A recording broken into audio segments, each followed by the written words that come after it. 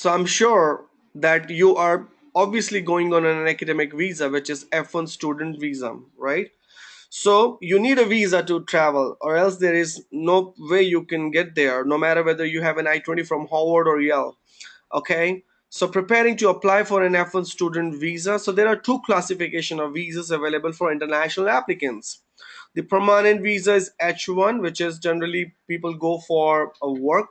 Okay. And the temporary visa, which could be B1, B2, that's for travel and business, and F1, which is your visa, which is student visa.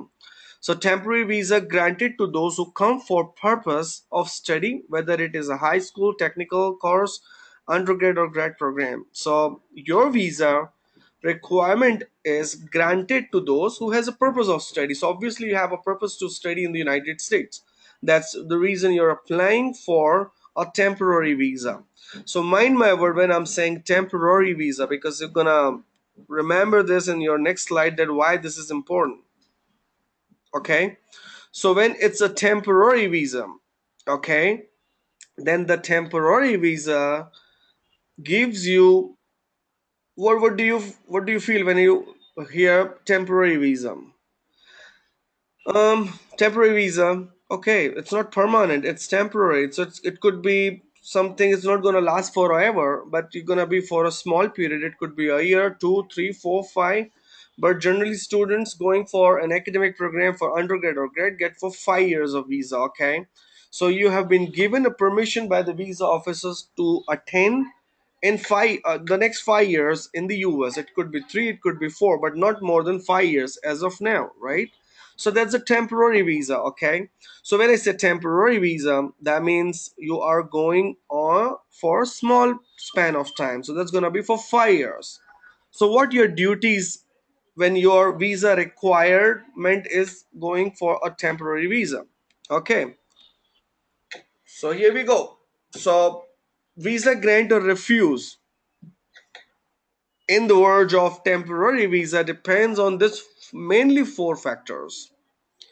Okay, honest, seriousness, sufficient funding, and then sufficient ties towards your home.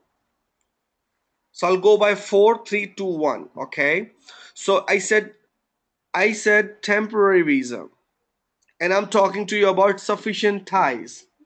Now, how this both words are, directly proportional to each other, because if you're going on a temporary visa, why would you come back? That's one thing, and that's the main thing that they want to know. So if you're going on a temporary visa, do you really have a purpose to stay for a temporary basis, or you want to stay there forever? So of course you got to talk about ties in order to convince the visa officer about your coming back plans. So that's gonna be family, economic, employment, social, emotional ties which would bound you to come back home. And that's the requirement because F1 is temporary visa. Applicants is having sufficient funds. Of course, US government or Indian government or anybody else is not responsible for your education, right? It's you or your family who's responsible for your higher education. So when your family is in sponsoring, once one day you get a great salary, you help your family. But you do not help your government. Probably you do by doing some great work in the community.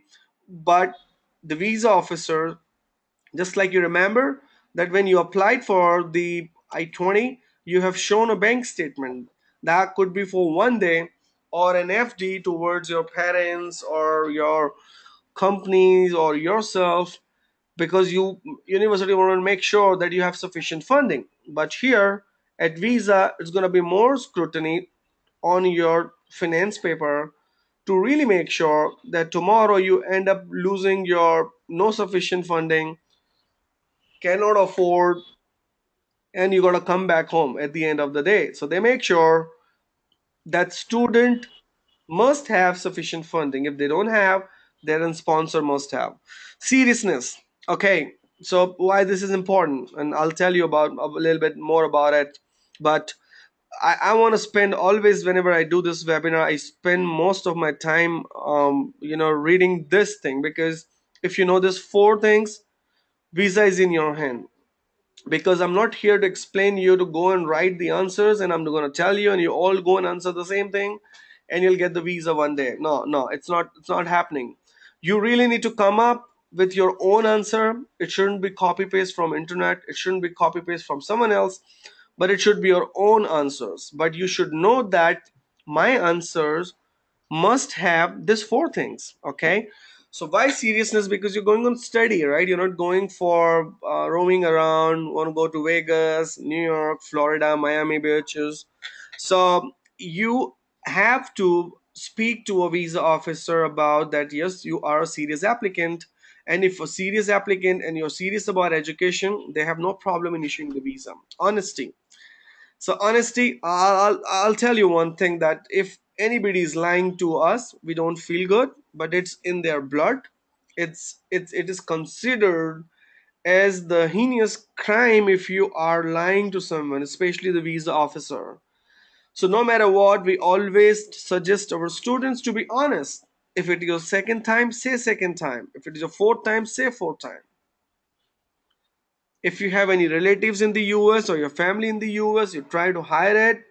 No, tell them, no problem. Okay, so I'm gonna take one on one for all the four factors so that you learn that how you could be honest, serious, sufficient funding, and show your home ties.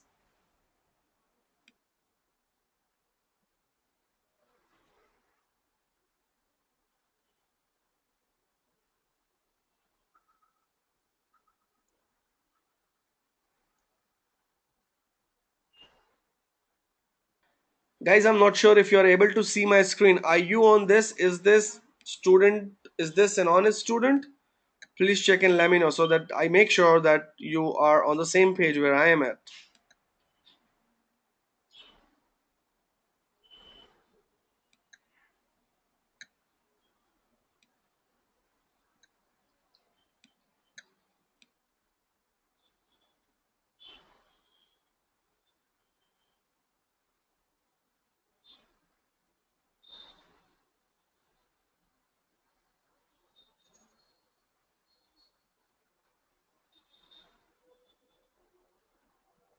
Okay, so one of the universal values shared by all cultures and the humankind is truthfulness. As such, importance for telling the truth is embedded in American tradition and law. So they believe, not even today, but once you are there in the US, you have it's default. It's a default setting that you really be honest with people over there, your professors, your university. So the visa officials almost automatically can detect the sign of inaccuracies and discrepancies in the documents. False statement can lead to permanent eligibility. So you have two ways. One is that you try to hide something from the visa officer and they get it and your visa denied. Okay? Other, that you tell them the truth no matter whether your visa denied. But you have told them the truth, you could go one more time. And honestly tell them that, see, being honest, I've told this. But if you have lied to the visa officer, no matter 10 times you go, you never get the visa. And it could lead to permanent eligibility. So next time when you see that your spouse has gone to the US and you're going on a dependent visa, I'm sorry, no visa. You lied to the visa officer. They thought of, oh, I'm a millionaire guy and I want to go US to go roam around, and then you go for a B visa, you don't get it. Fortunately, you got an H1 visa and you go for a visa interview, you don't get it because you have lied to the visa officer. So always make sure that whatever documents you're carrying with you, if you have 7 backlogs, say 7. If you have 45, say 45. But just don't try to hide something that they, if they know, they reject you and they never give you the visa. Okay, and honestly, something which I haven't covered in this slide, but I'm telling you that the visa officer are well known. Even if you move your eyeballs, they know you are lying or you are telling everything truthfully.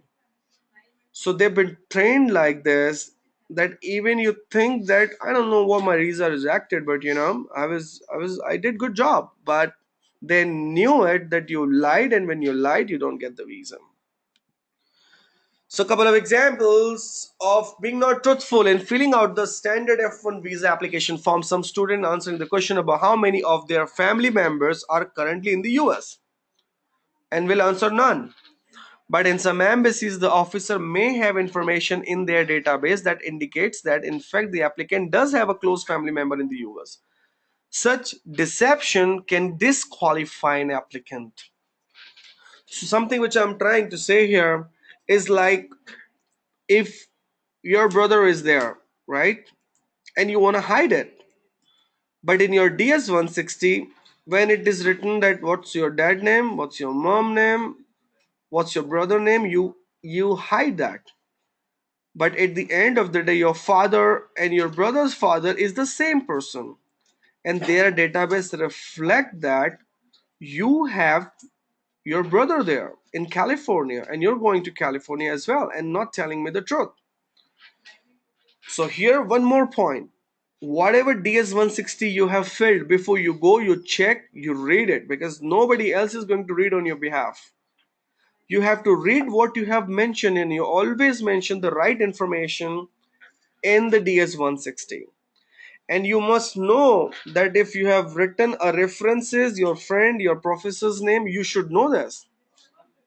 So most of the time when you have somebody else fill the form for you, lead to confusion and then disqualify the applicant, because you don't know who you put as a references. If you have 3 years of experience and you ask somebody, even I'm saying the any counselor who is feeling on your behalf, it's gonna be 2 years, and then in reality it was 3 years. So you're telling them 3 years. On his DS 160, he could see it's 2 years. That's again a clear visa rejection. Okay, so the officer might ask, why did you select this school? Often students will erroneously believe that it is easier to get a visa if they apply to a well-known school, so that they will answer the question, I selected it because it is a famous school. The truth might be that applicant has a friend or family there. So again, what I'm trying to say is, like, if a reason is you have family there, you hide, you don't get it. But if you tell them, you might get it. If you do not get it, you could still get it. So honesty is one thing which you really need to know before you go for your visa interview. Okay? Then the second one is like, is this a serious student? As I said, you're going for education, so you have to be serious about your study. Anybody is going, to the US and feel like, okay, I'm going for, you know, just for have fun. Then no, this visa is not for you. This visa is actually not for you. So, student going on undergrad, you have 4 years to go. Grad, you got 2 to 3 years to go. So, why do you think that somebody would give you visa if you really know where you're going, about your university, about the course length, about the credit course you're going to study there? Now you think that somebody else gonna call you and tell you everything about it, that hey, you're going to this university and your history of the university is this, your professor name is this. So nobody is going to spoon feed this to you. So it's very very much clear to every student that if I gotta get a visa, then I really gotta know everything about it. So you learn about your university, you learn about the program, you learn about the history, you learn about everything which you could learn about. And then if you learn about everything, I'm telling you that it called as a serious student. So the great majority of international applicants who apply for F1 visa are applying for the visa because they sincerely want to complete the course of study, which they have been accepted by the American school. So a serious student generally will have good marks, good English, sufficient resources available to pay for his or her education, and a reasonable plan for a career after graduation. So that seriousness has everything. If your previous academic was good, you look like a serious student. If you had less backlogs, you look like a serious student. If you're good communication skills, you look like a serious student. If you know about your university, you're a serious student, and if you have a real plan about coming back to home, then you look like a serious student to me, right? So who is a seriousness? How you can define? Let's not talk about the education. Let's not talk about the education. Take it somewhere else. So if you go, let's say, to a shopping mall to buy a pair of shoes, right? So it's a summer sale going on. You go to Shop or Stop, okay? Now you want to buy a shoe. You look for all the brands. So you go to Nike, you go to Adidas, Reebok, and then you look for Adidas. You go to Puma. Then you see that a serious buyer has gone to 5 stores to get a pair of shoe on 40% discount, but still looking for the best deal, right? Or a best shoe out of these 5 stores. It's gonna cost you up to 10,000 rupees, not more than that. Just to buy a pair of shoes, you spend your 2 hours, and then you go to 5 stores, and then you spend your 10,000, right? How about you going to United States for your higher education? It is costing you several $1,000s. For an undergrad, it could be up to 50 to $60,000. For grad, it could be 30 to $40,000. And then you have your living expense, and then you have your future, then you have your job things. Who is a serious student? Who knows about different schools? Who learned about American culture? Who learned about different school? Who has multiple I-20s? Or it could be that you have appeared for different exams. So if you are a serious buyer, to buy a pair of shoe, you go to 5 different stores. When you are serious about going to a university, you know everything about that university, where you're going to stay, who your professor is, what courses I'm going to study. So it's been many time when I ask student, okay, when I do my mock interview, I say, okay, tell me which university, ABC for MS in CS. Okay, computer science, great. What's your course curriculum? It's Master of Science in Computer Science. Yeah, I get it. But what your course is going to study? Computer science. See, it's just the degree name. I'm getting that you're going there for computer science. What you're going to study there? Well, I think I don't know. If you don't know what you're going to study there, see, you have not done a proper research before going for the visa interview, and that's how you do not get it. So, example of the the serious student, and the kind of question they ask you just to check your seriousness about going to the US is, what is the typical weather where that university is located? And you say, I'm not sure. How many students are currently in the MBA program there? Quite a few. What are the names of any of the professor? Where did they get their degrees? I can think of any. How many courses required you to complete your degree? I believe quite a lot. How many years will it take it for you to graduate? I think it says somewhere on the I-20 form. So you do not even know where you're going, what the weather like, where you stay, what your I-20 has, how many courses you're going to take in your graduation. So this is just an example of non-serious students. So you're really not qualified, okay? And then the third we have is, does this student have sufficient funds?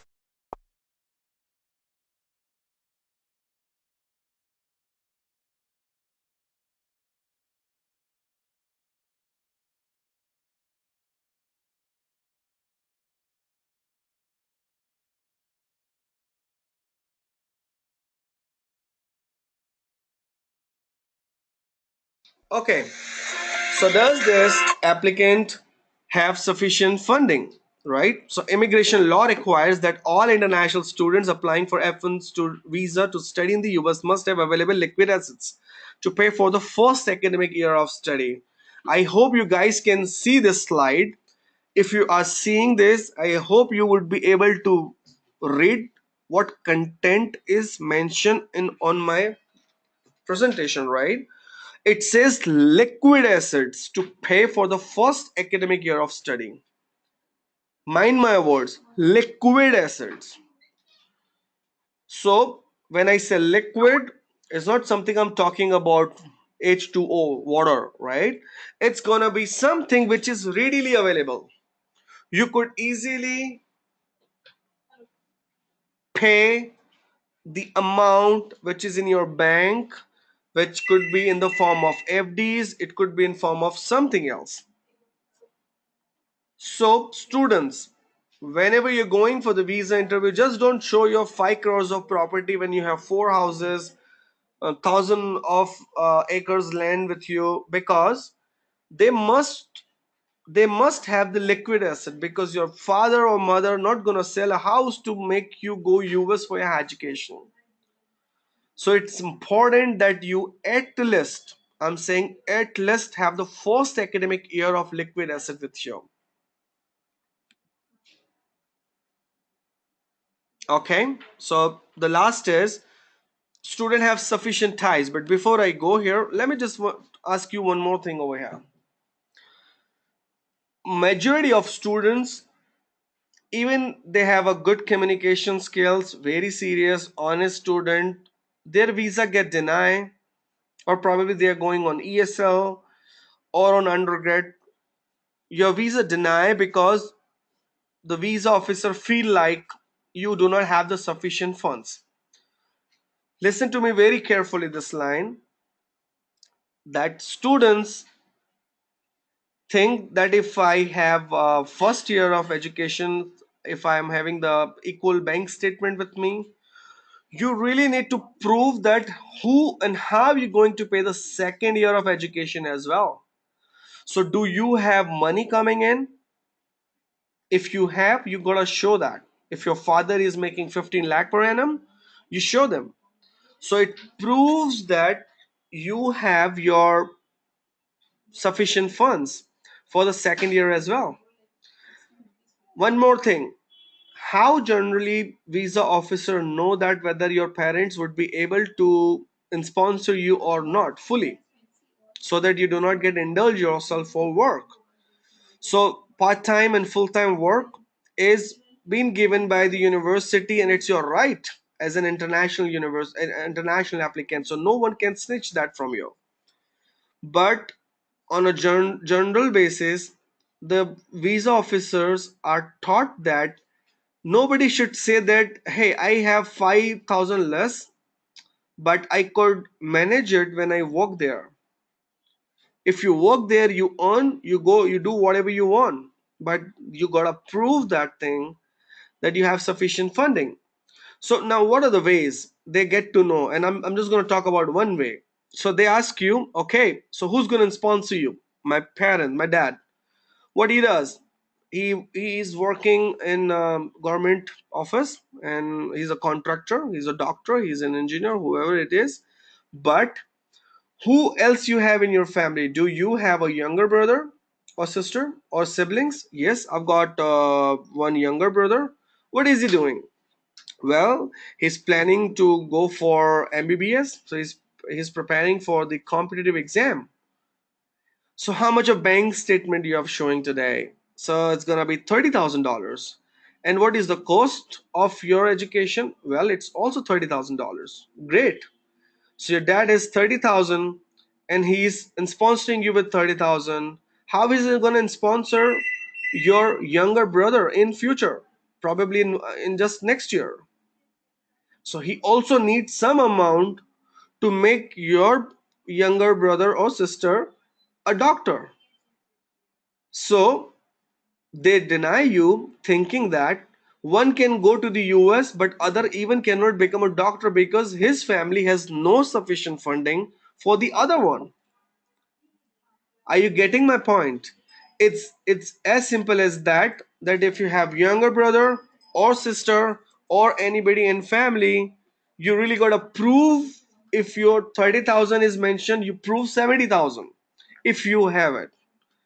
So you show them that, well, 30,000 is for me, but although we have 70,000, so even if they ask you that who's going to sponsor you, my parents, and you have a younger brother, yes, he is studying this, so they know that your bank statement is that enough that they can sponsor both of you, right? So make sure whenever you go for the visa interview for an undergrad, you at least have two times whatever is mentioned on your I-20 at least. And most importantly, if you could prove that entire 4 year education I have the sufficient funding, that's even better. No rejection, no chances of getting rejected only because of lack of sufficient funding.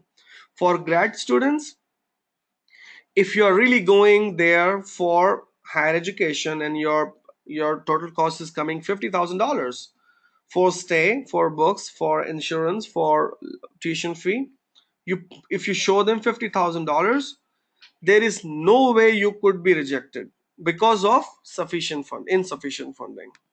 Okay, thank you. Now the next thing is, does the student have sufficient ties to the home country? Honestly, this is the main reason students don't get the visa, and I'll tell you why. Okay, because you're going on a student visa, so you need to understand that student is temporary visa, which I covered in my initial slides, but you're gonna come back. So the answer or reasoning couldn't be like this: well, I'm going to the US for my higher education, and I'm gonna come back India and I'll have a good job in IT company. See that, how come you get to know that you'll get a good job? Did someone tell you? Did you get a call from an employer? No, right? So it's just that you're talking in air. It's better you stick to the ground and talk about that you have family ties, economic ties, employment ties, social ties, emotional ties. So we all have family, we all have social life, we all have emotional ties with the people around us. Now then, what is the economic and employment ties? So we all want to work somewhere in future. It could be anywhere, but you want to work, right? If you're going to MSCS or healthcare or any other major or kinesiology, but you want to do what? You really want to work at the end, right? If you work in the US, initially you make $60,000 for all the IT, healthcare, and other department. So you could even in a year you could take out your fees, right? The US gives you this opportunity, right? But you can't say this. But you gotta prove that in India what kind of job you could expect from the employers and what are how your industry is moving, and that's how you could prove that you have employment ties. So if you do MBA from a city from Pune or Bangalore, you make 5 lakh rupees, right? But if you get to the US and do your masters and come back home, you make 15 lakh. So anyway, you have a great employment ties over here because you get paid good, you get great designation. Now this was something which I wanted you to learn, that as a student you could prove that you are a student, you are honest, you are serious, you have sufficient funding, and you are having ties to your home country. But now flip around, let's look at the other side of the coin, what a visa officer is looking in you. Okay, so to qualify for a non-immigrant visa, applicant must meet the requirement of US immigration law. Failure to do so will result in a refusal of a visa under section 214B. So majority of you, if you do not get it, you get a 214B. So I can see I have students who got denied for some reason. But now what is 214B? So we really need to look at it from the other side, because now we're gonna know what a visa officer expect from a student. Okay, so 214B of the US burden of proof. What is this means is that the visa officer is told to believe that you are going to be immigrant to the US. So it will be your job to convince him or her that you do not want to intend to immigrate, but instead are wanting to go to the US and study for your master's or bachelor's, so you can then return to your home country and have the skills to enable you to get a better paying job. So now default, when you are going, remember when you are going there, you're talking to a visa officer, and you keep one thing in mind when you go, that visa officer will think I'm never going to come back, and what my job is to convince them that I will come back home. How? I told you, the ties. Okay, so now by default they feel like, that now you do not want to come back. If you're going, you'll stay there forever, even you're going for undergrad, grad, or ESL, or any other thing. But it's your job to convince them that yes, I'm going to come back. And it's just not by saying I will come back, but you got to prove that I'll come back. Okay, so visa officer, in their training part, when they become a visa officer, they have been informed that look, every student is going to be immigrant. Now give them time, let them give the entire space to prove themselves that they will not. If you prove them, you gets it. If you don't prove them, you gets 2-1 for being him. Okay,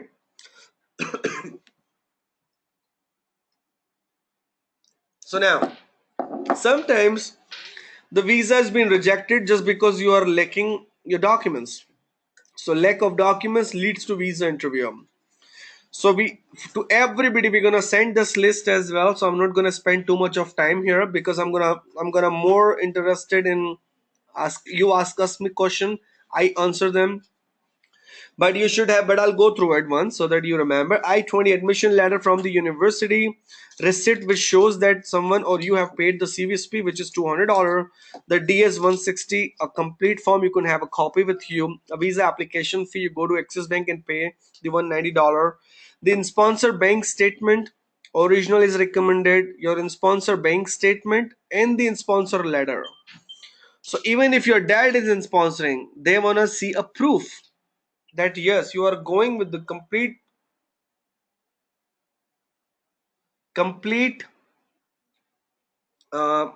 consent of your parents, and that's the reason they are giving you the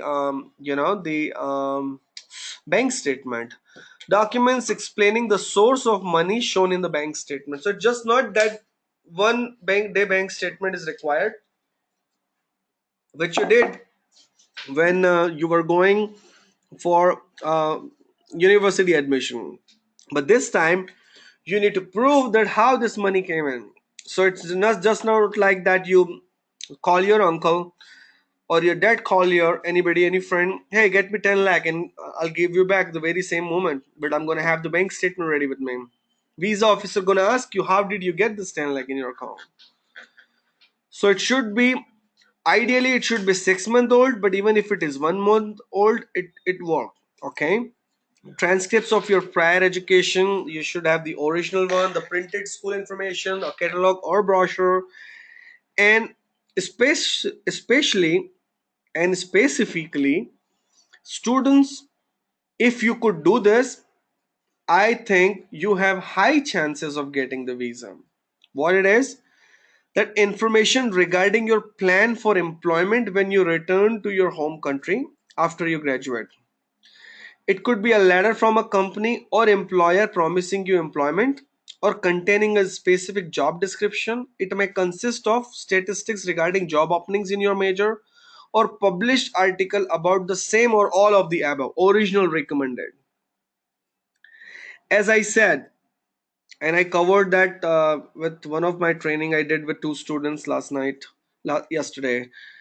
So this is very important, and again I want that you should give a proper information, take the proper of information regarding your plans of coming back. So just don't go and tell them, well, I'll come back, next student I'll come back, third student I'll come back, and everybody is getting a rejection because you do not have a proof.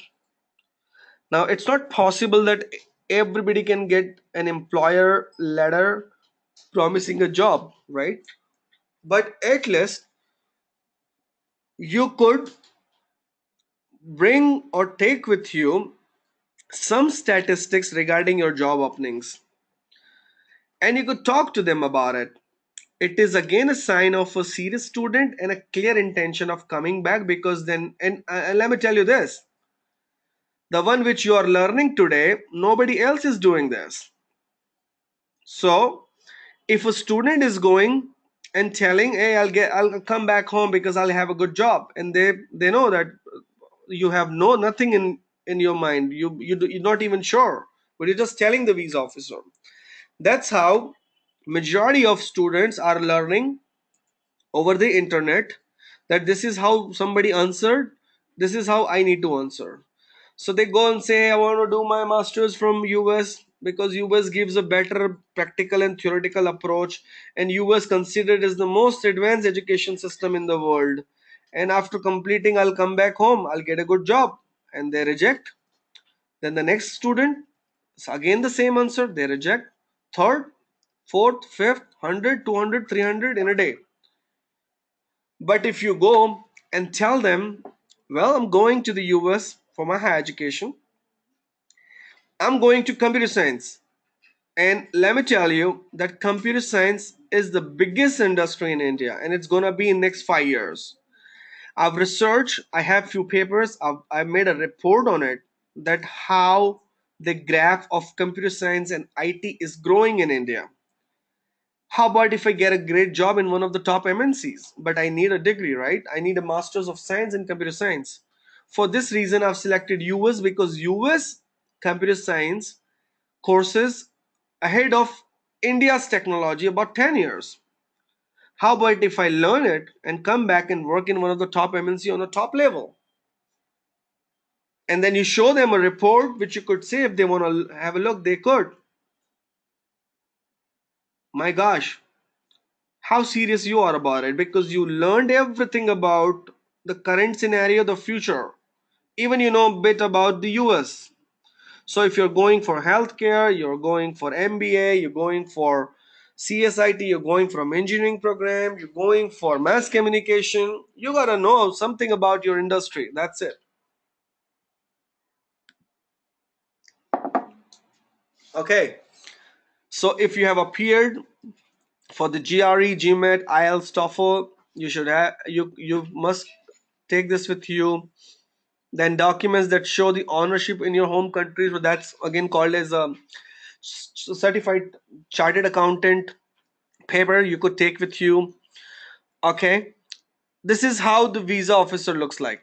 Okay, so I'm done here with the kind of documents you should take. Okay, so this is how the visa consulate officer interview it looks like. That you have a different booth. So remember yourself going to railway station and asking on a booth about, hey, can you tell me about the right time if my train is. So you have an inquiry session there. So you have somebody sitting there, and you are talking to them. There is a glass separated, you have a mic, they have a mic to speak about. When they call you, you go there and you've been interviewed. So it's all for last for 3 to 5 minutes, that's it. If they keep your passport, means you've been given the visa. If they give you the passport, that means you gotta go one more time.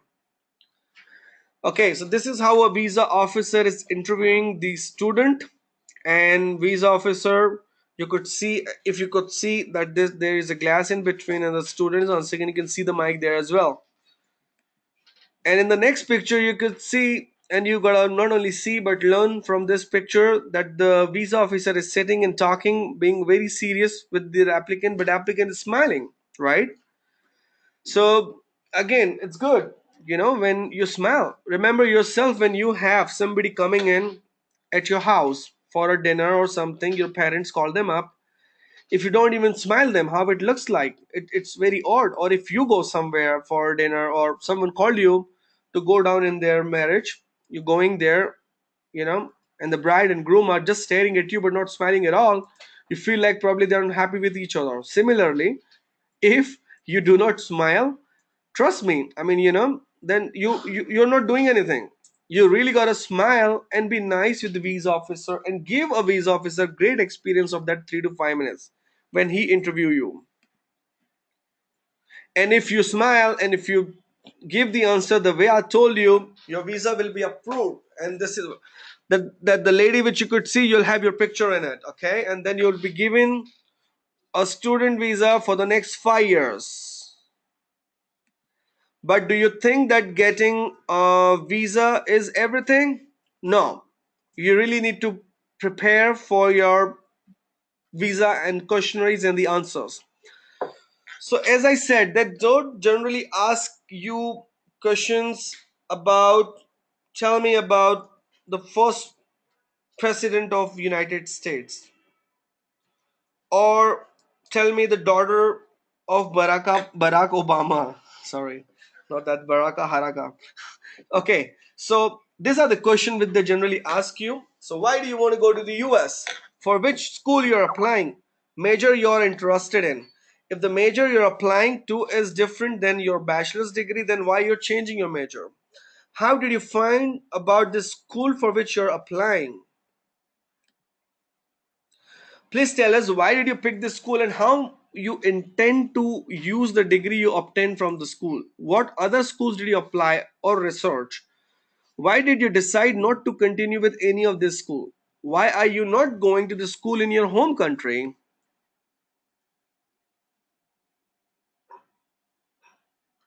Oh, I don't know.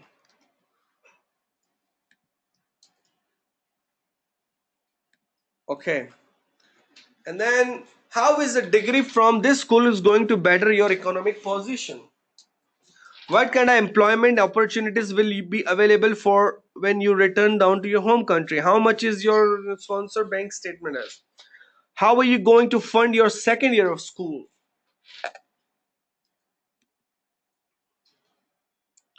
Do you have documentation proof where the money came from?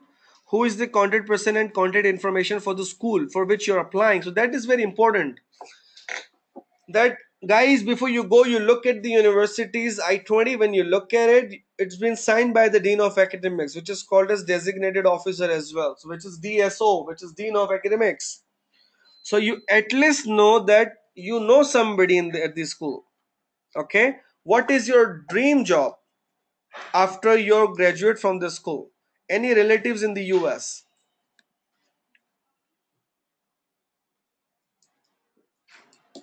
Which year did you pass out from your bachelor's degree? What's your GRE, GMAT, IELTS, TOEFL, SAT score? What's your future planning?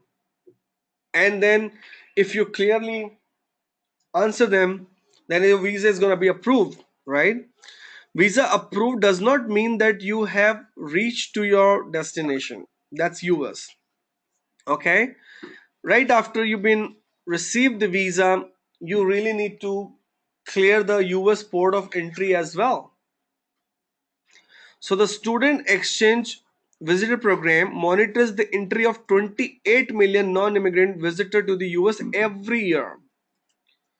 So once you get the visa, you think, yeah, I got it, right? Why do I need to inform anybody? I'm gonna just book my flight and go. Why do I need an expert to discuss about it?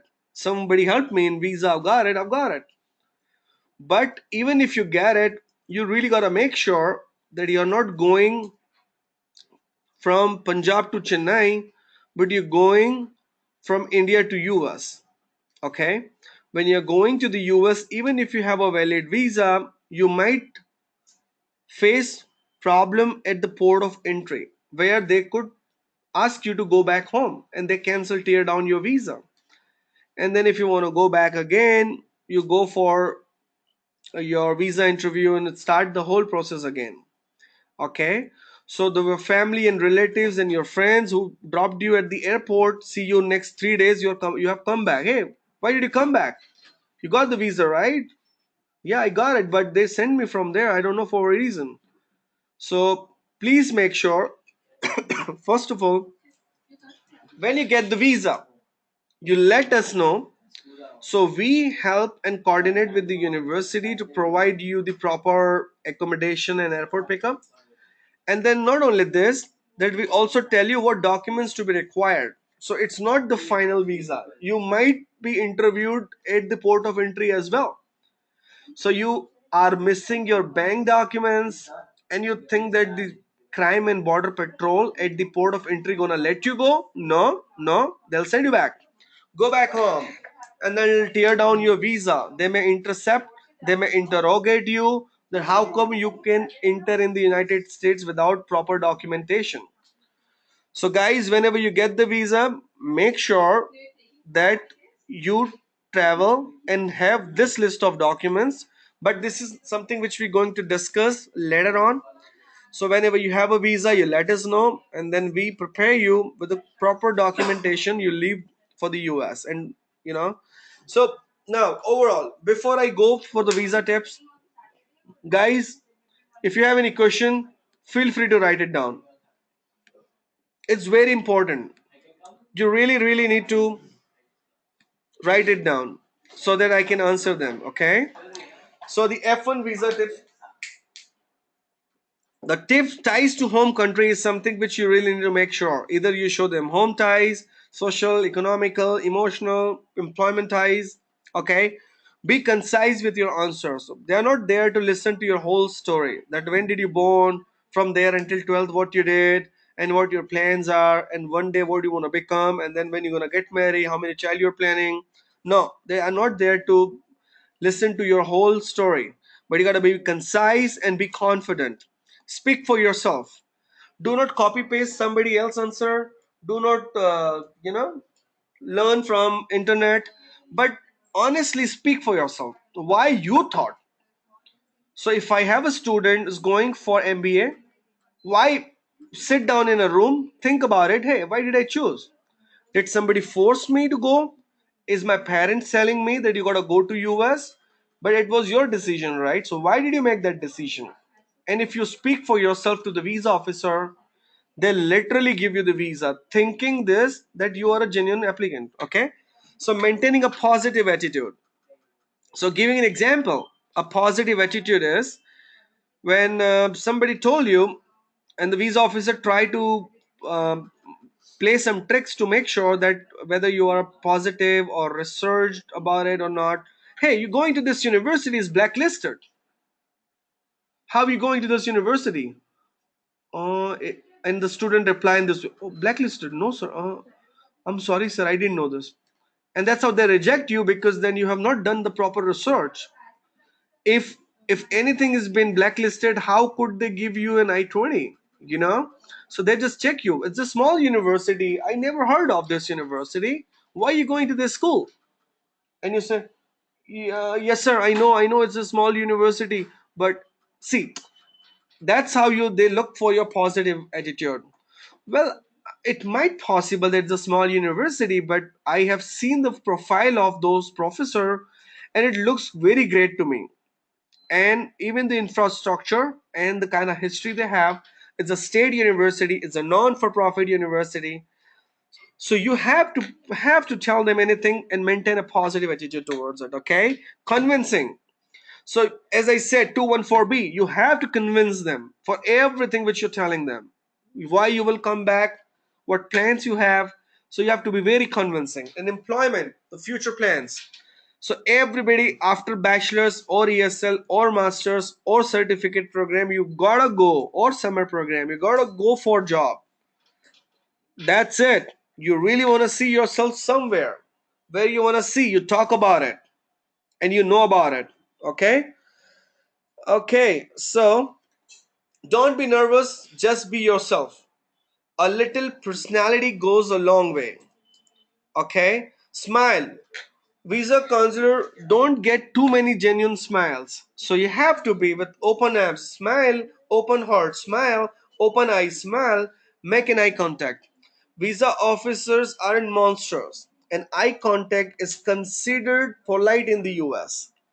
So I would rather say that you look here and there and other booth and answering the visa officer, that's a sign of a non-serious student. It's 3 o'clock. You really gotta do this, okay? Answer the question honestly and completely. So instead of you telling them why US, well, I wanted to go to US because yes, US. No, this is not the way you should speak. You should, when you started, you completed. So honestly, complete your answer. If you are rejected, ask the visa officer if they could please provide you the three specific reasons why your case didn't meet the visa standard. Typically, they will provide you with their concern and they can help you to understand and overcome a refusal if you qualify in the next round. First of all, if you don't get it, you go one more time. But the time when he refuses you or she refuses you, politely ask, can you tell me any three reasons? And I would say not even can, use may. May you tell me the three reasons I can improve myself and come back again? Or may I know the three reasons if I could be given, so I can better my profile and come back next time? If you say this, they might tell you sufficient funding. And you know that reason could be sufficient funding. So next time you go with the sufficient funds. That's it. As simple as that. So always feel free to talk to them about three reasons you could improve yourself. They might not tell you, but if they tell you, then you could easily get it. Students, if you do not get it visa, or the ones who are attending the visa interview, have attended the visa interview, or for some reason couldn't get it, your visa refusal students, you have to write your visa transcripts. I have seen people calling us saying it didn't got it, but they asked me this, I answered them this. Every word is what we need to inspect so that we could find out the reason of rejection. Okay? So when we know the reason of rejection, you fix it, you get it. So ask us, where did you lack in your interview? So we will tell you this could be the reason of rejection. And if you go for the next time, you gather new information, something which you were not able to tell them. Probably you were lacking in your English, so you show them confidence. Probably you haven't write the GRE, this time you're going with GRE. You have to change your profile. So if you have gotten an admission in a better school, you just apply there, and this time you're going again and attend your visa interview again. So everything which I discuss in the interview for the visa refusal student, but you really need to do one thing, is to gather new information and change your profile. Okay, questions. Guys, feel free to write it, whatever you have. We are already running out of the time, so I'm gonna take as many as question I can take right now. But feel free to ask me A, B, C of visa related questions, and I'm gonna answer you right now. And honestly, the Hey, visa hi. is to be given to all of you if you just do one single thing, is be confident, better communicator, and convincing power. So the power of C is if you could communicate well, if you could answer with full confidence, and you could convince them. That's it. Okay. Thanks, Abbie, for really very wonderful session. So we have a couple of questions asked by the students. So I'll just go through one by one. So the first question asked by the Rajiv that what answer should be given to the visa officer if they ask, will you coming back to the India after your graduation? Okay. So Rajiv, and for others, as soon as you're going to your visa interview, before you go, the way you prepare is that after education, where would you like to work? And if you know, learn about it, that what is the current scope going on, how many jobs are available. If there are thousand of jobs available, then you look for that you want to become a project manager, so how many project managers jobs are available? If you know this, you could tell them. Because I would say, I would rather say that you say, I'll get a job, but you learn about how could you get a job. You talk to the couple of companies, if you want to work in company or hospitals or anywhere, and you learn about it, that if I do this, how much I could make.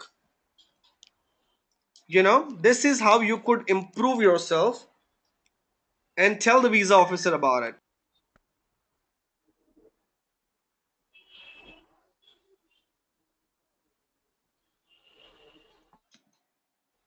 Okay, next. Okay, so before I'll go to the second question, I want all the students, whoever attending this webinar, or the sub agents who are working with your students, please mention about the which universities you are applying. So it helps us to while Abby is giving you answer, he can give you the more specific answer according to your university. So you have a checkbox window which in your right hand side. Just mention your full name and your university name so that we knew that which university you are going, and then we will answer you accordingly. So the second question comes from the Ruby Patel. If we have any friend in the United States, can we tell that?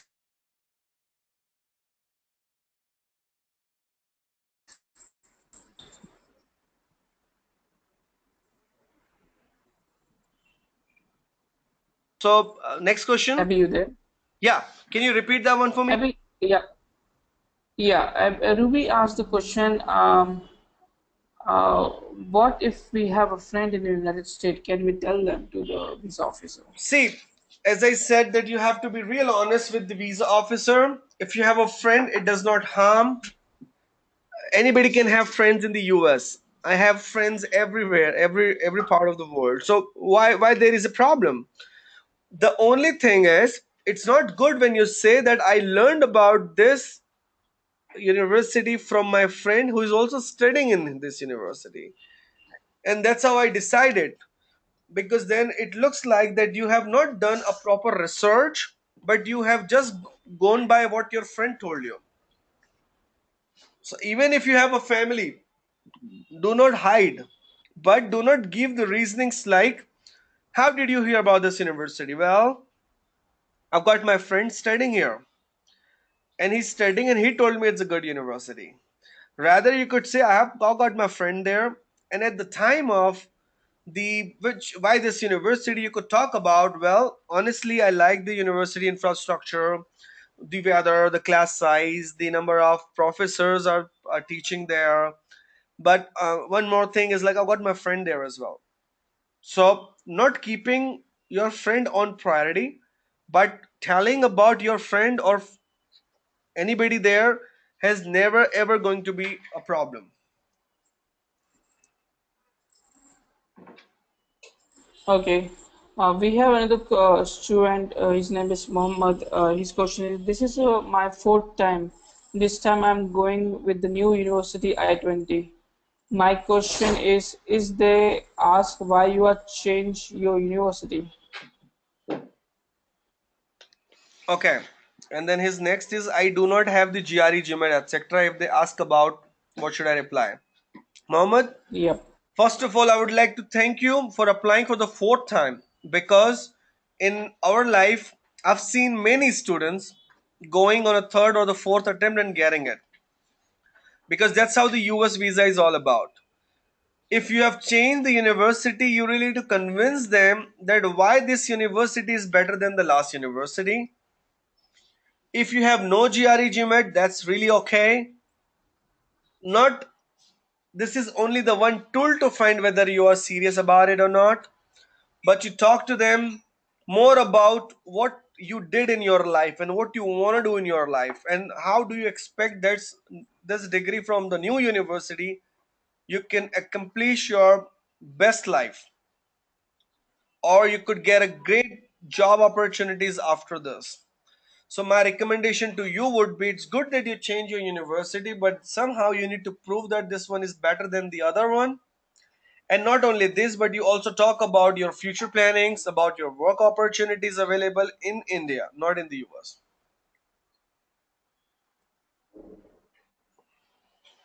Okay. We have the Ruby. Okay, she's asking the copy. Will you get a copy of the presentation? Yes, Ruby, we can send you the webinar, recorded webinar for your reference in the future. We have a Nidhi Gupta and he asked, hello, can you please give me a few more example of ties that we can use? Of course, of course. So you have a family. If you are the only son or daughter in your family, you got to talk to them about, because I'm the only son or the daughter, so I gotta take care of my family. This could be one of the family ties. If you have already got engaged somewhere, let's say, or you're already married and leaving your family here, or probably you have children, You could talk about it. You could tell them that I'm leaving my husband or wife here and I'm going there. So it could be your family, it could be your parents, it could be your children, it could be your husband or spouse, whoever, like wife. Um, Apart from this, the employment ties is is the job opportunities. So the way you could provide them the employment ties is take out the job openings in your stream where you want to work, and I can assure you that you could find thousands of jobs are available in the top MNCs. If you do so, you can tell them about it. Financial ties. So there is a difference between employment and financial ties or economical ties, because when I'm saying employment ties, then I'm talking more and more about your job opportunities. When I'm talking about the financial ties, so it might possible then couple of you have, or your parents, have bought something for you like house, flat, land. It could be any other property on your name and which you are the whole sole owner of that property. That's the financial tie. So here what they want to know, if a student is coming from the middle class, they think you won't deserve the education, right? Because you, how could you afford them? But if you have 2 crores of property in here, you're never going to settle down in the US. So they look at it in that way. So you have all type of ties. So you talk about your family, you talk about your employment, you talk about your financial ties. So if you have 3 crores of property under your name, you can tell them that, see, I've got this property in my name. I really gotta do something for it. I've got better job opportunities because I have a report. I can tell you that I've got 10,000 jobs available. If I am living in Hyderabad and if I stay with my family in Hyderabad and if I work in the top MNC in the high tech city, that's a great life, right? Next. Okay, the next question we have from Dalma. Talking about the brochures and catalogs, you mean that we should carry any of the documents of the intent of the university? Yes, brochures and catalog or any information which you could print out, even a simple word pages, you could take the printout and you could just tell them that, hey, I've got this information, and you could keep that in hand and can show them. I'm not just asking you to hand it over to them, but say, well, I'm going to University of North Alabama and I have a courses which I'm going to study. So I can tell you these are the great course for me to go for learning my biology degree, let's say. So simply you could have anything related with your university which you could show them. They won't look at it, but at least it proves that you are a serious applicant. And if you don't have any Okay, of these, then you could always go to the university website and look for the e-brochure. If you do not find it, you let us know, we can provide you. But e-brochure is something which you could do it. Even if you don't find anything, you have the university website where you could copy paste whatever you like and you could take the printout. okay. So for all the students, I'm just launching a one poll right now, which the question asked by which university you applied. Kindly participate in the poll and just let me know.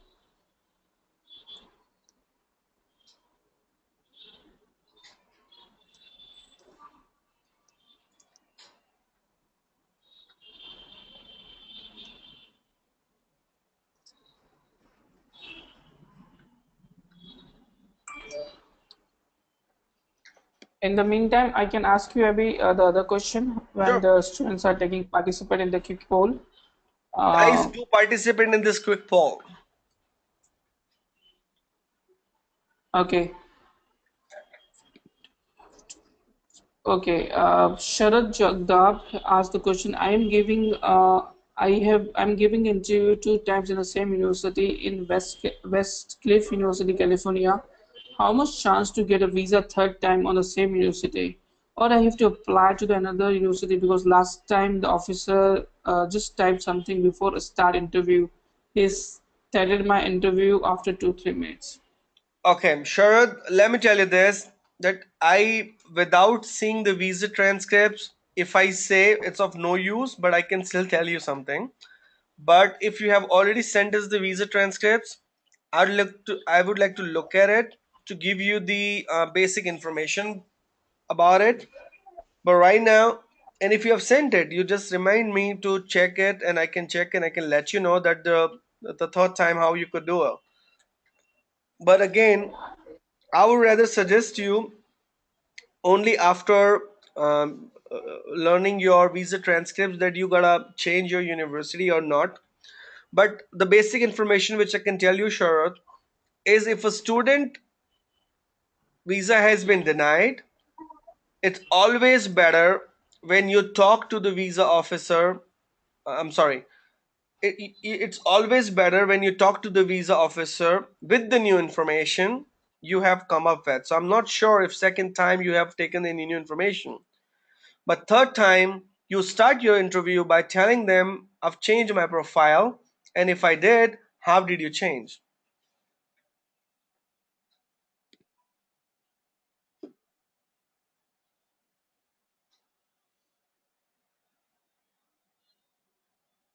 Next. Yeah. The next question asked by the Benish, that ideally how much universities R&D we should be ready with or should have knowledge about the universities. Okay, so you have been hearing over the internet that having multiple I-20s, if you have 10 I-20s, then you become a very serious applicant. If you have 5 I-20s, then you are less serious. If you have one, probably you are not serious at all. But honestly, if you have planned to go to one university, and if you have got admitted at that university, then even if you have no I-20s, that's really okay. But as I said, that you should at least know 3 to 5 other university offer the same program in different location.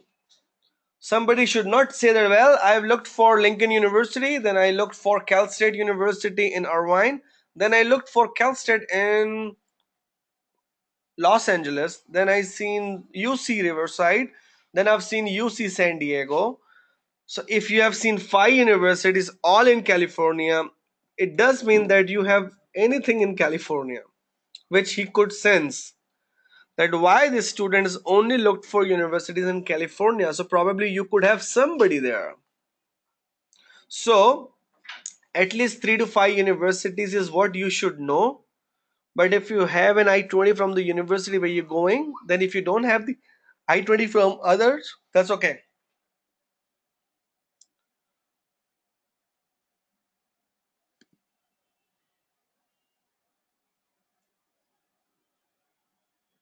Next. Okay, the another question asked by the Hirsch Pal, does it affect me during the visa that my parents are not sponsoring me?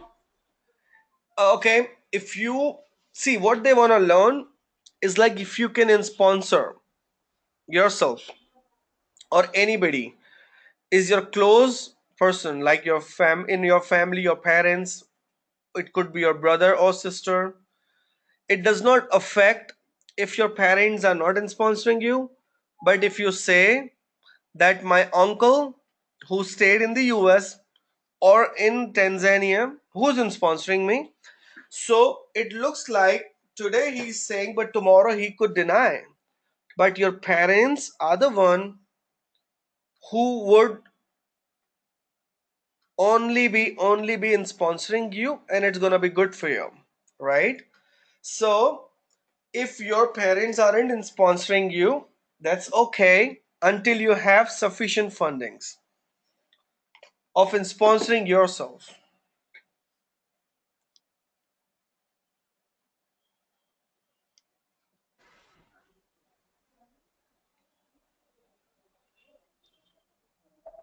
Next.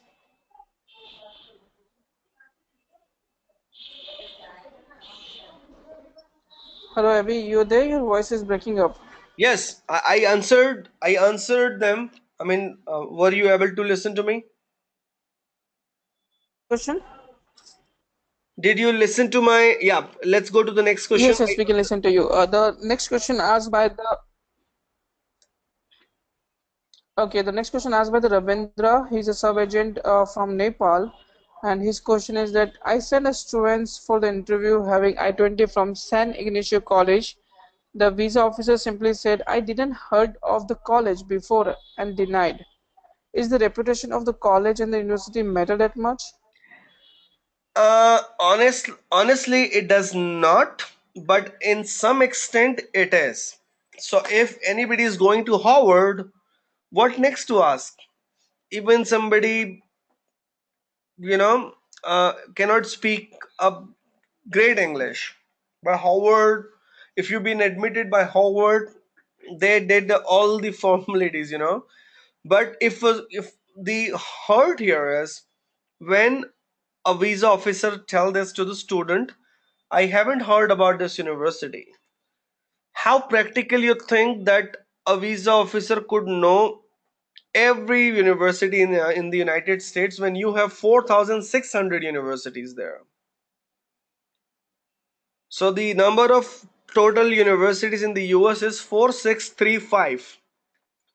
So when you have 4,635 university, it is next to impossible to know about every university. However, the student can respond this, I'm sorry if you have not heard about this university, but this is one of the great school in Florida, offers great curriculum. I have the course detail with me, and the professor. It offers the small class size, a full multi-diversity culture. It's gonna be wonderful for me to study here. So at this time, you need to more consciously answering about the university and telling them. If you don't know, I'm telling you. That's it. And also, guys, please write your feedback as well. If you have no questions, that's okay. But tell us in what way you found this information helpful, no helpful. It was the worst training being given to you. It could be the best training would be given to you. Please give your thoughts and your feedback so that we know if you have anything for us to improve. Tell us. We're gonna improve that. Okay. Next. Uh, I'll create one small poll after another question so that the students can take a participate for the feedback. So the next question asked by the students, why this university chosen to study? Okay, so the question is why this university choose to study. So exactly what Suresh wanna know, why this university. So again, as I said, that you could go to any university in the US, depending on which wanna take you, right? But whichever university you have taken, you need to know things about it. So if you wear Louis Philippe shirt, why do you wear it? Because you feel Yeah, good, you feel impressive, you feel people will look at the logo and gonna say you're wearing a great shirt, nice shirt. Similarly, for the university, you need to learn everything about it. So you need to know the history, the accreditation. You need to know that how long the university has been inviting international students from around the world, the number of international students there, course curriculum is being taught by whom, how many adjunct professors are there, how many professors who did some military work in past, how many of them are there who did a research work, whether about university, and every little information about it, and whatever you like you tell them. That's it. So the choosing any university because of 1, 2, 3, 4, 5 reason. That's it.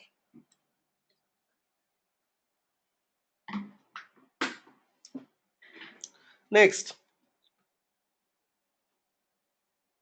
okay, before we take the next question, I'm just launching another poll so that all the students can participate.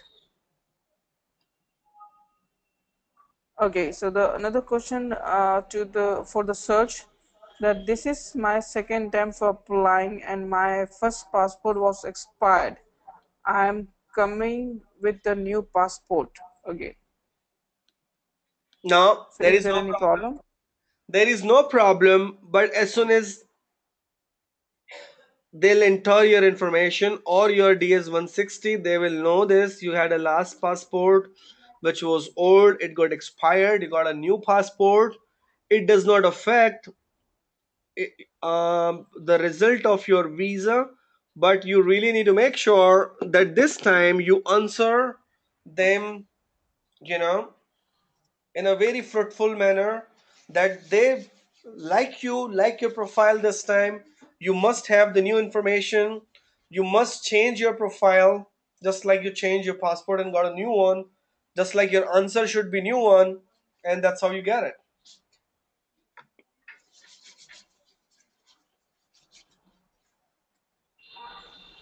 Okay.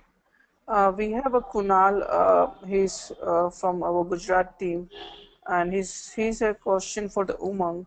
I'm from Gujarat, and if I want to appear for the interview from Chennai, how can I answer the question that why you selected the Chennai for the interview as you are close to the Mumbai?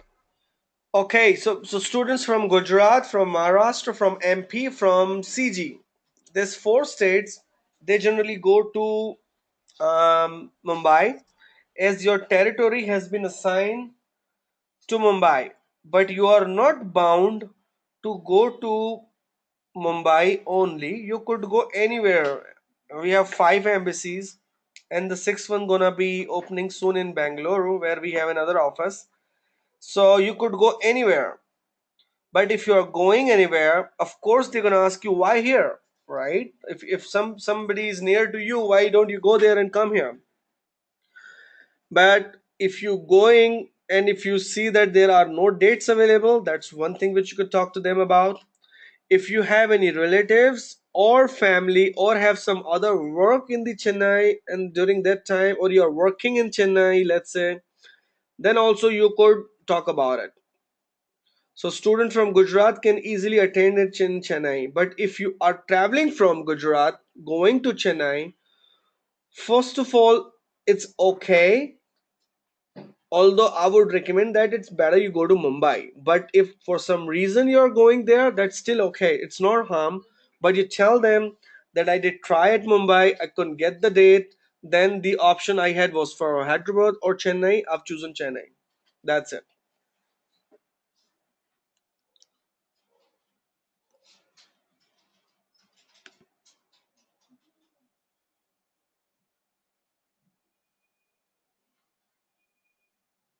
Next.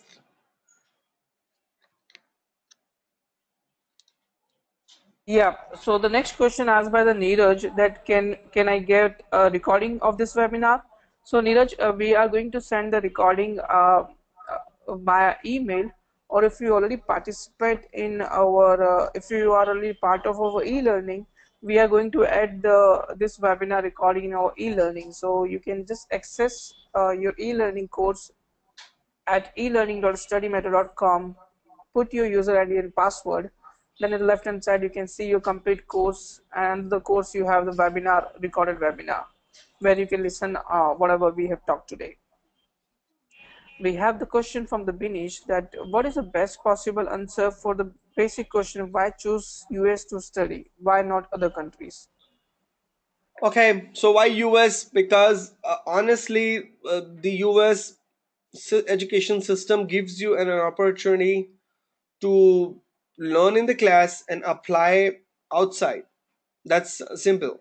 One thing which you could talk about, US considered as the most education advancement system that you know, but their course curriculum which you're going to study and applying that towards your work while you are a student is something a best answer which you could tell the visa officer.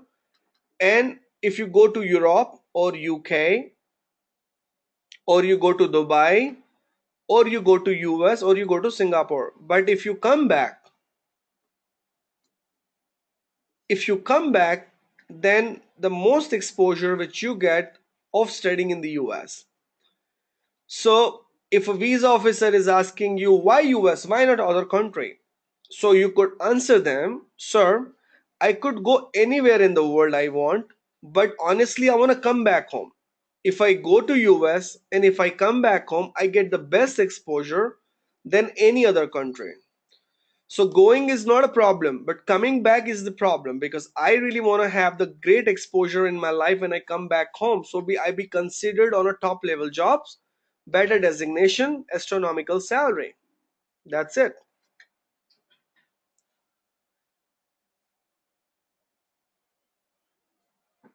Okay, we have the student Mohammed. He asked the question, if the visa got rejected, can I go for the supervisor review? Okay, what the question is? If they reject my visa, can I ask them for supervisor review? Yes, you could certainly ask the visa officer about the supervisory review. Now, what this is, so not every student know about it, right? So whoever is taking your interview, inside story is they also have a boss, okay, which is referred who is referred as visa chief. If you do not get it and if you feel like that you did a good job but they did not give me the visa, you honestly ask them, may I know the three reason of rejection so that I can improve and come next time. If they don't ask you, don't tell you, you could also tell them, may I have a supervisory review. Now you could ask both, you could ask one. When you ask for a supervisory review, it is visa officers duty to ask the supervisors to come and do your interview one more time. However, in India, this has been brought by us, so not officers are ready about it, not others are ready about it. We're not sure if they don't say, but if you say, they might ask the visa officer to come and they can review your profile and they can give or ask you a couple of questions again. If they do, then yes, you could get it. Okay, we have a Shakti Well, and his question is that what to say if they ask about the work experience certificate? Again, as I said, you gotta be honest. So how would I be able to tell you about the certificate? If you have worked somewhere, you tell them that I worked there. If you do not have the certificate, you say that I did work there, but I don't have the certificate. If you have not worked there and if you don't have the certificate, don't tell them. That's it. Okay, we have a Suman, and he applied for the last year at university. And his question is that have an B1, B2 earlier, will they have any influence in the visa interview? So there is no influence. So it has a positive and as well as the negative. So if you have gone on a B visa and overstayed or did not come on time, so you might get your, if you have a valid B visa, it might also get cancelled. If you have been a good, when you have gone last time to the US or have been going to the US, and this time if you're going to study, then you could always tell the visa officer about it, that I visited there, I learned the education system, that was one of my dream to study. Today is the time I'm going for my higher education in the US. So no influence. I would rather suggest, if you did all good last time, it is a positive because then you at least know about the US, right? You know about, you could tell that I've seen the universities out there when I was there. Okay, Samir asked the question, what could be better reason to support the university selection? I'm sorry, can you repeat that question again, Samir? Um, Samir asked the question, what could be the better reason to support the university selection? So he Okay, meant to say that why I selected this university, what is a better reason to I already say to the visa answered that, office? Samir, but I'll do it one more time for you. So, see, every university, see, as I said, that you have 4,635 universities in the US. You are the one who gonna go to one university, right? So if you have chosen it, you know about the basic information about the university and tell them this is the reason I've chosen the university. But it's always better for the students to look for the professors, chat with them, email them, or do something so that it proves that, yeah, it was good, just like very good 60%. Yeah, so we have the visa poll result now that 60% liked your today training, Thank you so much. 35% they said good, and 5% is okay. See, I'm So good, looking for nobody those said bad. 5% okay to make it more good, more better. So you provide me your feedback as well. Why I was only okay, so that we improve next for the next time. Okay, the question asked by the Harish Pal that how can I justify my gap that took after my 12th? Does a gap the studies going to affect my visa? Of course. So after your 12th, if the gap was due to some health or due to some personal or some other emergency, I would rather say you talk about it. If it was just because of no reason, then it's harmful. It is going to affect the visa. So we would like to know what is the reason, Harshpal, of your gap after your 12th. But if there is a gap and if you have not done anything, then it affects a bit. So you really need to tell the visa officer about the genuinity about the gap after the 12th. Okay. The Rabindra again asked the question that one student of mine was rejected because of the low score in his UG. It was only the 40%.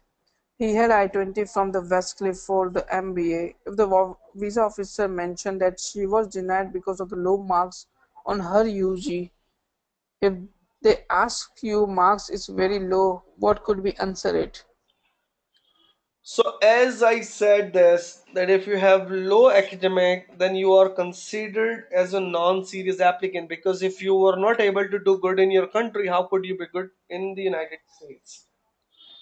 But now if somebody has done the bachelor's, could not get good marks, now I mean we cannot change this, right? But we can always do this, that we can talk to the visa officer and talk about if he got engaged in some other activities while studying, although it's 40%, which is in record.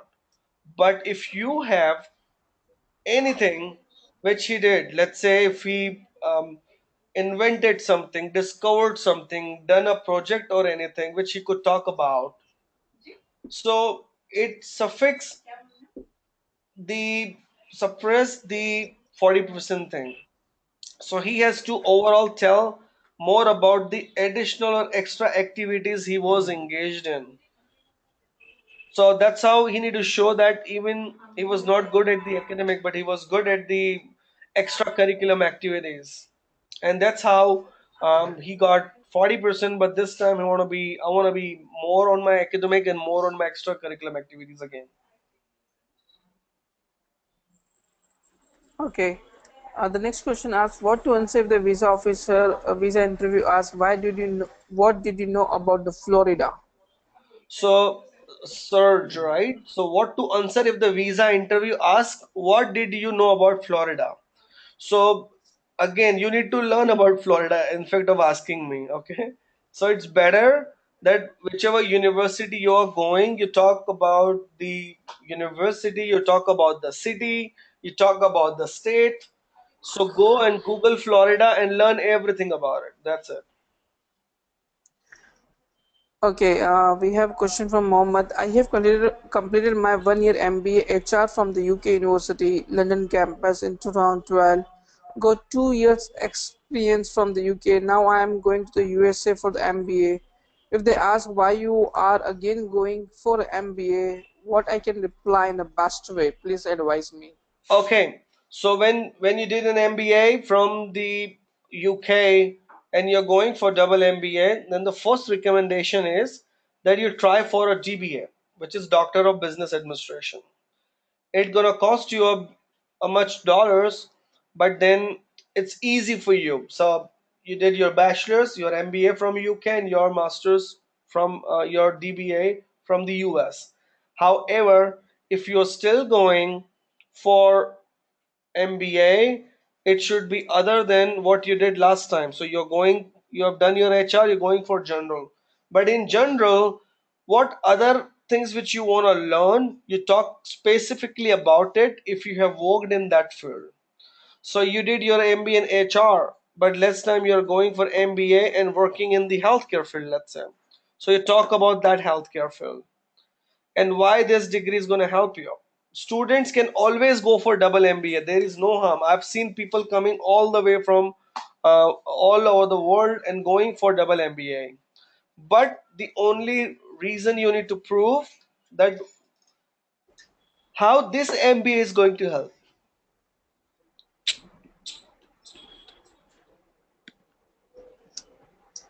Okay. Um,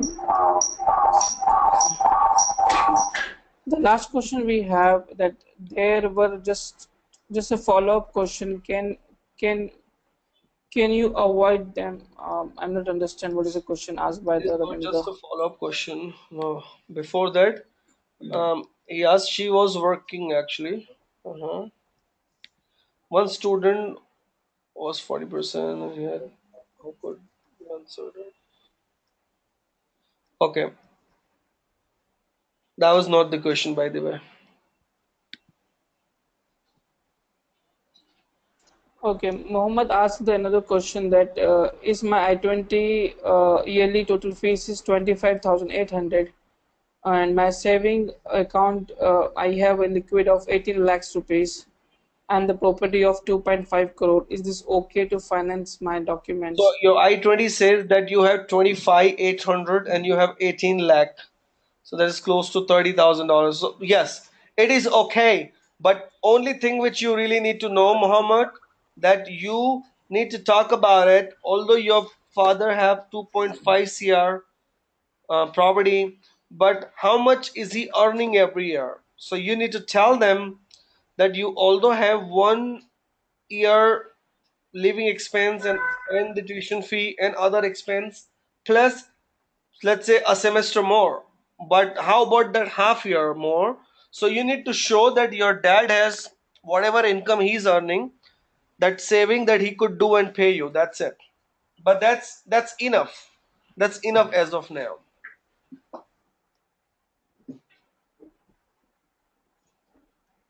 Okay, so I'll just take a last three question which I have. That is because we are already running out of time.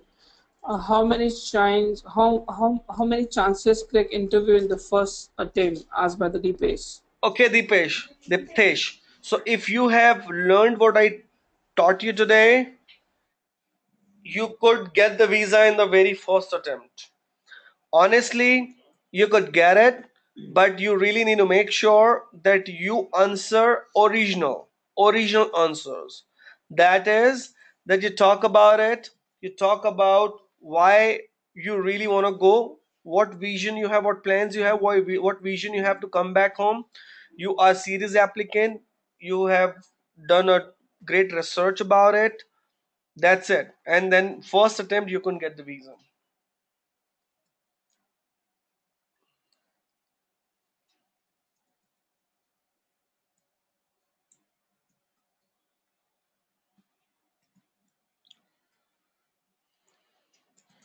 Okay, next. Okay, Ruby asked the question that uh, she gone through the website of the university but didn't find the professor name. How important it is not to know the specific name. Okay. See, if you do not find it, you can leave it. But if you want to know it, you could write anybody there. And there is a staff directory in every university's website. On that staff directory, you could find anybody's name, email ID, phone number, everything. Or if you Okay. cannot find it also, you just let us study metro know. We will help you to find the We professional will name help there. you to find it out. And even if at the end, if you do not have the name, don't hesitate. It's not required, by the way. We are just preparing to become a flawless interviewer. That's it. So you do not know, that's okay, but you know that what kind of courses you're going to study there. Because if you even try to name the professor and you want to contact them, sometimes they don't bother to do it because they are busy with their schedule and everything. But if you know, that's better. If you do not know, that's okay. Okay, last two question, Abby. The Benish asked the question that I have a 12 years of education gap, and so is there any issue at the time of the visa? No, I have had 20 years of education gap and have gotten the visa in the US studying and working and earning almost $125 per hour. That's possible. If you have steady gap and if you've been working somewhere, you really need to talk about what happened to you. Why after 12 years you have thought of going for education again? Did you save enough money? Do you think that you could um, get the better job opportunities in future? Is this degree is really going to help you? That's it. If you have 12 years, the US education never stop people from doing their education in the US, whether it's an international student, it could be anybody.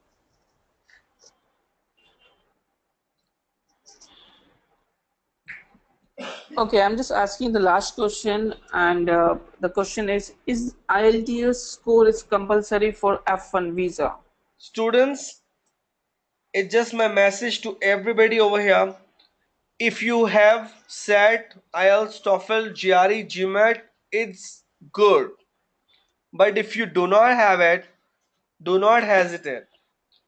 At the end, you really, really, really gotta speak to them in a nice manner. If you couldn't appear, that's okay because the visa officer take your and see your overall profile. So if you have no IELTS and if you cannot speak English or can understand and learn English, or after learning responding to the visa officer, if it is not good and if you have no IELTS, then it's bad. But if you have no IELTS but you are a flawless speaker, then yes, you could get it.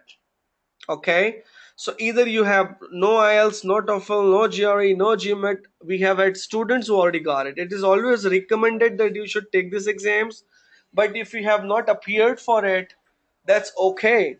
But you need to talk about and talk to the visa officer about your future plannings, and your English should be flawless. Okay, Uh, I still have some more questions, but sorry to all the students that I cannot take it today because we already running out of time. It's 20 minutes already delayed. But we started having this webinar session every Saturday, and we'll have on the same time so that all the students who joined in middle or still if you have any questions you take a participate in our upcoming webinars. Also we are going to share all these webinar links recording by Monday morning, which we will send you through email or through SMS, so that you can go and you can watch in YouTube channel. So thank you very much, Abby, for your wonderful session and all the counselors and the students who joined this session today with us. Thank you so much, everyone. See, I'm not far away from all of you. Our goal is you get the visa, you do your higher education in the US, you get a good life. We make you make us, you make your parents feel proud for you about you, I would suggest you guys that we will be providing you the recordings, but something which I really want to tell you is like you prepare for your visa interview, and I'm the one who's gonna take your mock interview one on one. So trust me, we will be closely working with each other so that we make sure that you get the visa. For the ones who deny it, or if your visa get denied, trust me, attend one more time. You should at least go for the three times if you couldn't make it for the first time. But our goal is that you make it for the first time. Thank you so much, and we'll keep in touch. And all the best. Take care. Thank you, everybody. Bye bye. Take care.